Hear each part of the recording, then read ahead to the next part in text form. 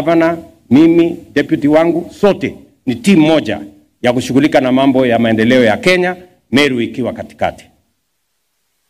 Ama nyinyi mnataka tuendelee siasa mfululizo? Nataka tuendelee siasa mfululizo? Na mimi nataka niwaeleze, kwa mapenzi ya Mungu, mimi ndio kiongozi wa taifa hii kwa sasa. Na majukumu yangu ni mawili. Ya kwanza ni kuunganisha wananchi wote wa Kenya. Kuondoa chuki, ukabila, kisirani, mambo ya chuki. Hiyo ndio kazi yangu ya kuhakikisha kwamba tunawaunganisha Wakenya wote. Kwa sababu ni mapenzi ya Mungu wa Kenya wakiungana. Na jambo la pili ni kushughulika na mambo ya maendeleo ya taifa letu la Kenya.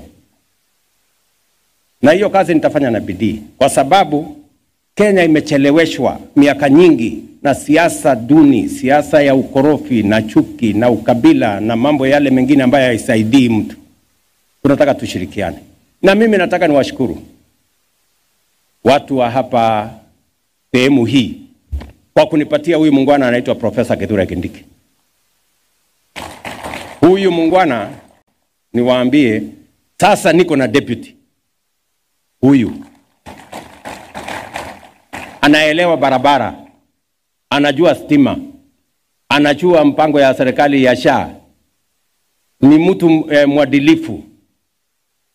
That is how we are going to change Kenya.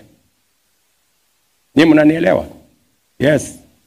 Ananisaidia kusukuma hii gurudumu. Mumemuona sehemu mbalimbali akisukuma gurudumu ya Kenya.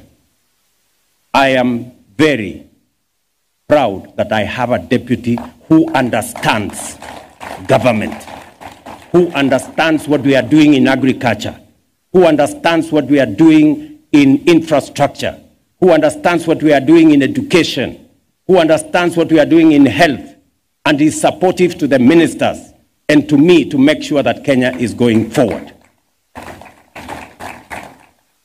Sio mtu ya kisirani, sio mtu ya hasira, sio mtu ya chuki, sio mtu ya ukabila, ni mtu anaelewa deputy president si mtu ya Meru. Deputy president ni wa Republic of Kenya. That is the man I have. Tunaelewana jameni? So, tuendelee namna hiyo. Na hiyo ndio Kenya itasonga mbele kama risasi. Msikuwe na wasiwasi. Sijui kama naelewana jameni. Tuko pamoja? Yes. And that is how we are going to move this country forward. Na msikuwe na wasiwasi. Watu wa chuki na hasira mingi na kisirani na chuki na ukabila, they will never get anywhere in Kenya. Because Kenya does not belong to those kind of people. Kenya belongs to the united, prosperous, one nation with a common destiny. Sisi wote ndugu moja. Na nataka niwashukuru hawa wabunge wenu. Tunafanya kazi na wao, ni watu waadilifu.